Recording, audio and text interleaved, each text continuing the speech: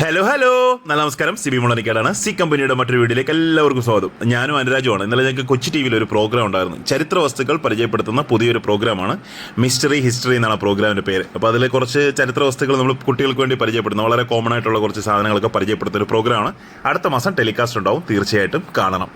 ഇന്ന് ഞാൻ പരിചയപ്പെടുത്തുന്ന മറ്റൊരു ഐറ്റം എന്ന് പറഞ്ഞു കഴിഞ്ഞാൽ നിങ്ങൾ ഈ കാണുന്ന ക്വാർട്ടർ റുപ്പിയാണ്. ബ്രിട്ടീഷ് ഇന്ത്യയുടെ ക്വാർട്ടർ റുപ്പിയാണ്. ഞാൻ കഴിഞ്ഞ ഒരു ദിവസം 1 റുപ്പി കോയിൻസിനെ കുറിച്ച് പരിചയപ്പെടുത്തിയിരുന്നു. കുറച്ച് ബൾക്കായിട്ട് കിട്ടുക അതേ സോഴ്സിൽ നിന്ന് തന്നെ കിട്ടിയ കുറച്ച് ക്വാർട്ടർ റുപ്പിയാണ്. ഏകദേശം 100ഓളം കോയിൻസ് ഇതുണ്ടായിരുന്നു.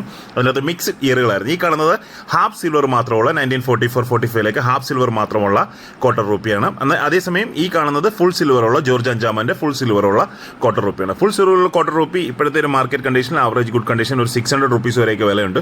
ഹാഫ് സിൽവറുള്ള ഒരു 300 to 400 റുപ്പീസ് ഒക്കെ വിലയുണ്ട്. അപ്പോൾ ഇത് കുറേ ഡിഫറൻറ്റ് ഡേറ്റ്സ് ഉണ്ട്. അപ്പോൾ ഇതിനകത്ത് ഇനി ഡേറ്റുകളൊക്കെ കണ്ടുപിടിച്ച് അതിനെ സെപ്പറേറ്റ് ചെയ്യണം. ഓരോ വർഷത്തിൽപ്പെട്ട 5 or 10 ഒക്കെ ഉണ്ടാവും. അപ്പോൾ അതിനെല്ലാം മാറ്റി സെപ്പറേറ്റ് ചെയ്ത് പാക്കറ്റുകളിലാക്കി എനിക്ക് ഇന്നാളിൽ ഞാൻ കാണിച്ച പോലെ തന്നെ ഒരു സെറ്റ് ഉണ്ടാക്കണം. പിന്നെ നമുക്ക് അൺബോക്സിങ്ങിനെ ഇന്ന് വന്നിരിക്കുന്നത് കൊച്ചിയുടെ കുറച്ച് സ്റ്റാമ്പുകളാണ്. കൊച്ചിയുടെ ഏകദേശം 25ഓളം ഡിഫറൻറ്റ് സ്റ്റാമ്പുകളുടെ ഒരു ആൽബവും അങ്ങനത്തെ 2 ആൽബം എന്ന് പറയാൻ പറ്റില്ല, ഒരു ഷീറ്റ്, ആൽബത്തിൻ്റെ ഒരു ഷീറ്റ്, അങ്ങനെ 2 എണ്ണം ഞാൻ വാങ്ങിച്ചാണ്. ഇൻ കേസ് ആർക്കെങ്കിലും താല്പര്യം ഉണ്ടെങ്കിൽ നമുക്ക് എക്സ്ചേഞ്ച് ചെയ്യുന്നതിനോ ചെയ്യാമല്ലോ എന്ന് കരുതി വാങ്ങിച്ചാണ്. ഇതാണ് കൊച്ചിയുടെ പഴയ കുറച്ച് സ്റ്റാമ്പ്സ് ആണ്. അപ്പോൾ അതിൻ്റെ ഒരു 2 പാക്കറ്റ് 2 ഷീറ്റ്സ് ഞാനിങ്ങനെ വാങ്ങിച്ചിരുന്നു. 25 ഡിഫറൻറ്റ് സ്റ്റാമ്പ്സ് ആണ്. ഇതിൽ രാജാക്കന്മാരൊക്കെ തന്നെ വ്യത്യാസമുണ്ട്. ഒരു 3, 4, 5 രാജാക്കന്മാരുടെ ഡിഫറൻ്റ് ആയിട്ടുള്ള സ്റ്റാമ്പ്സ് കണ്ടില്ല. എൻ്റെ ഫേസസ് വ്യത്യാസമുണ്ട്, എൻ്റെ ഹാറ്റ് വ്യത്യാസമുണ്ട്. അപ്പോൾ അങ്ങനെ ഡിഫറൻ്റ് ആയിട്ടുള്ള കുറച്ച് സ്റ്റാമ്പ്സ് ആണ്. എൻ്റെ ക്യാൻസലേഷൻസ് വ്യത്യാസമുണ്ട്.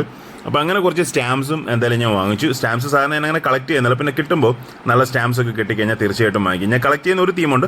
മഹാത്മാഗാന്ധിജിയുടെ പല രാജ്യങ്ങൾ ഇറക്കിയ സ്റ്റാമ്പുകൾ ഒരെണ്ണം അല്ല 2 എണ്ണം ഒക്കെ കിട്ടിയാൽ വാങ്ങിച്ചു വെക്കും. കൂടുതലും ഞാൻ FDC ആണ് വാങ്ങിക്കുന്നത്. ഇങ്ങനെ കവർ ക്യാൻസലേഷനുള്ള ടൈപ്പാണ് വാങ്ങിക്കുന്നത്. ഇതാണ്. ഇത് ശ്രീലങ്ക എന്ന രാജ്യം ഇറക്കിയ മഹാത്മാഗാന്ധിജിയുടെ ചെറുപ്പത്തിലുള്ള ഒരു ഫോട്ടോയും അതുപോലെ തന്നെ അല്പം പ്രായമായ സമയത്തെ ഫോട്ടോയോടും കൂടിയ സ്റ്റാമ്പാണ്.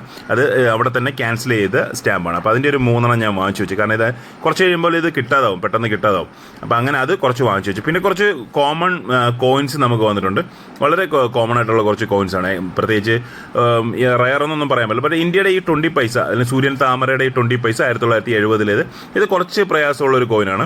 എനിക്ക് തോന്നുന്നു മാർക്കറ്റിൽ ഇപ്പോൾ ഒരു 200-250 റേഞ്ചൊക്കെയാണ് നല്ലൊരു കണ്ടീഷൻ. ഒരു ലോ ഗ്രേഡൊക്കെ ഒരു 100 രൂപയ്ക്ക് റേറ്റിലൊക്കെയാണ് എക്സിബിഷൻസിനെ ഞാൻ കാണാറുള്ളത്. അപ്പോൾ അതൊരു 3 എണ്ണം ഒരു സോഴ്സിൽ നിന്ന് കിട്ടി. അപ്പോൾ അത് ഞാൻ വരുത്തിച്ചു.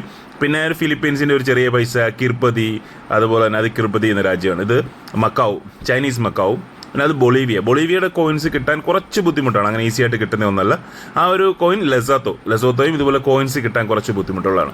അപ്പോൾ ഇനി ഇന്നത്തെ പണി ഈ ക്വാർട്ടറിനെ എല്ലാം ഒന്ന് അടുക്കി സെറ്റ് ചെയ്ത് വെക്കുക എന്നുള്ളത്. 2 ദിവസം നല്ല തിരക്കായിരുന്നു. അതുകൊണ്ടാണ് ആക്ടിവിറ്റീസ് ഒന്നും ഇല്ലാഞ്ഞത്. കാരണം ഈ ഷോയുടെ പ്രിപ്പറേഷനും ഷോയ്ക്ക് വേണ്ടിയുള്ള സാധനങ്ങൾ അറേഞ്ച് ചെയ്യുമായിരുന്നു. ഞാൻ ഇന്നലെ ഷോ ആയിരുന്നു. ഇന്നിപ്പോൾ ഒന്ന് ഫ്രീ ആയി. അപ്പോൾ ഇന്നൊരു 2-3 വീഡിയോ ഉണ്ടാവും. തീർച്ചയായിട്ടും keep watching. Once again thank you very much for your support. And if you have any question please ask. Thank you once again.